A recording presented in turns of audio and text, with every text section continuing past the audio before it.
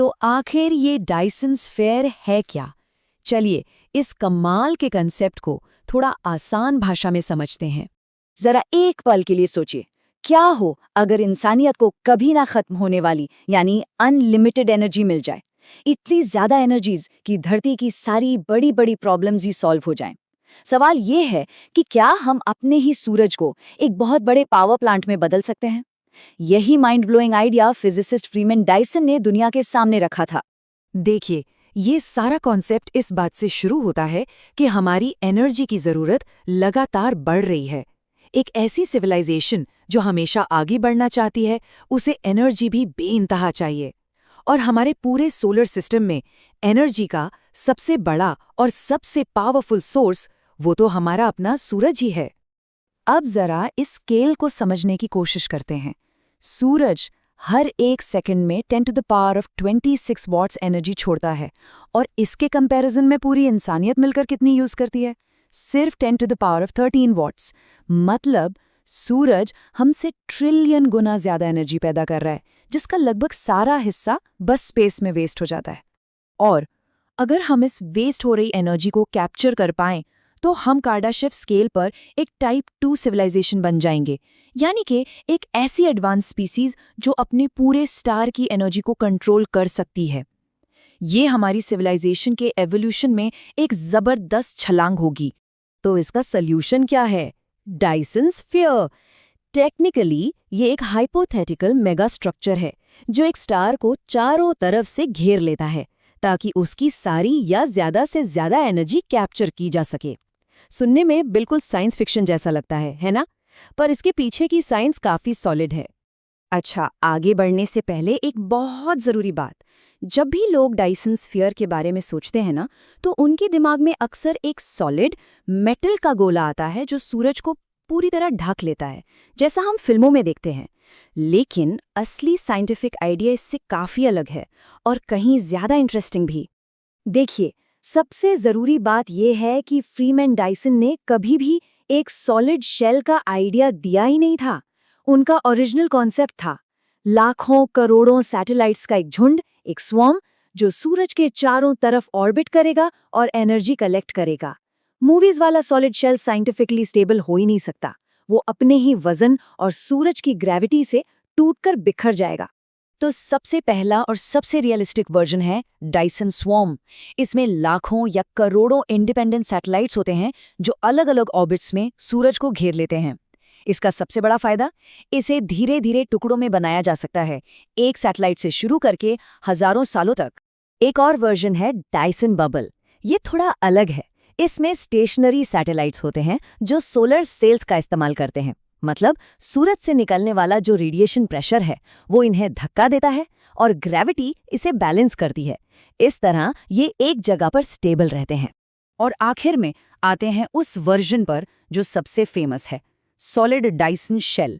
ये वो पूरा गोला है जो स्टार को कवर कर लेता है। ये साफ शब्दों में एक्सट्रीमली अनरियलिस्टिक है।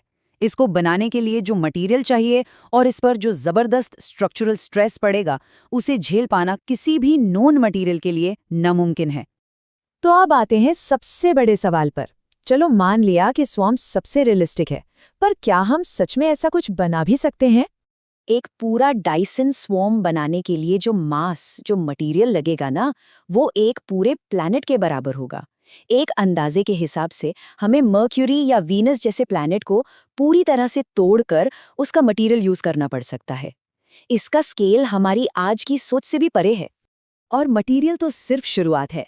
असली सिरदर्दी तो इंजीनियरिंग चैलेंजेस हैं। सूरज की बेइंतहा गर्मी से बचना, लाखों सैटेलाइट्स को आपस में टकराने से रोकना, उनके कॉम्प्लेक्स ऑर्बिट्स को मैनेज करना और इतनी सारी वेस्ट हीट को आगे स्पेस में कैसे भेजना, इन सभी प्रॉब्लम्स के सॉल्यूशंस आज हमारे पास नहीं हैं। तो एक मिनट, यहाँ पर एंगल बदलते हैं। अगर इसे बनाना इतना ज्यादा मुश्किल है, तो क्या ये हो सकता है कि कोई एडवांस्ड एलियन सिविलाइजेशन इसे पहले ही बना चुकी हो? और अगर हाँ, तो क्या हम उन्हें ढूंढ सकते हैं? बिल्कुल, साइंटिस्ट सच में ऐसी एलियन मेगा स्ट्रक्चर्स को ढूंढ रहे हैं। इसको खोजने के दो मेन तरीके हैं। पहला, अगर किसी स्टार की रोशनी अचानक अजीब तरीके से कम ज्यादा हो रही है, तो हो सकता है कि कोई स्वॉर्म उसके आगे से गुजर रहा हो और दूसरा, उस स्टार से बहुत ज्यादा इंफ्रारेड रेडिएशन का आना, क्योंकि एनर्जी यूज होने के बाद जो वेस्ट हीट निकलेगी वो इंफ्रारेड लाइट के रूप में ही दिखेगी। एसएटी जैसे प्रोजेक्ट्स ऐसी ही टेक्नो सिग्नेचर्स की तलाश में हैं। तो ये सब सुनने में तो एलियंस की बात लगती है, पर इसका हमारे फ्यूचर के लिए क्या मतलब है? डायसन स्फीयर का आइडिया हमारी सिविलाइजेशन के लिए एक पोटेंशियल रोड मैप की तरह है।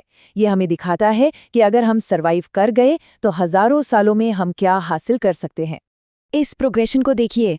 अगर इंसानियत आगे बढ़ती रही तो पहले हम अपने प्लैनेट पर रिन्यूएबल एनर्जी में मास्टरी हासिल करेंगे, फिर हम एस्ट्रॉइड माइनिंग शुरू करेंगे, उसके बाद स्पेस में बड़े बड़े सोलर फार्म्स बनेंगे और शायद उसके भी सदियों बाद हम एक पार्शियल डायसन स्वॉर्म बनाना शुरू कर पाएंगे। ये एक gradual step by step process होगा। और सोचिए, ऐसी रियलिटी को एक टाइप 2 सिविलाइजेशन के लिए प्लैनेट्स के बीच सफर करना दिल्ली से मुंबई जाने जैसा नॉर्मल हो सकता है। वो स्पेस में बड़े बड़े रहने लायक हैबिटेट्स, यहाँ तक कि आर्टिफिशियल प्लैनेट्स भी बना सकेंगे। एनर्जी की कोई सीमा ही नहीं होगी।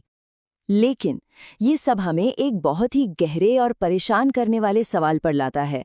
अगर एडवांस्ड सिविलाइजेशंस कॉमन हैं और वो अपने स्टार्स को डायसन स्फीयर से थक लेती हैं, तो उनके स्टार की रोशनी तो रुक जाएगी।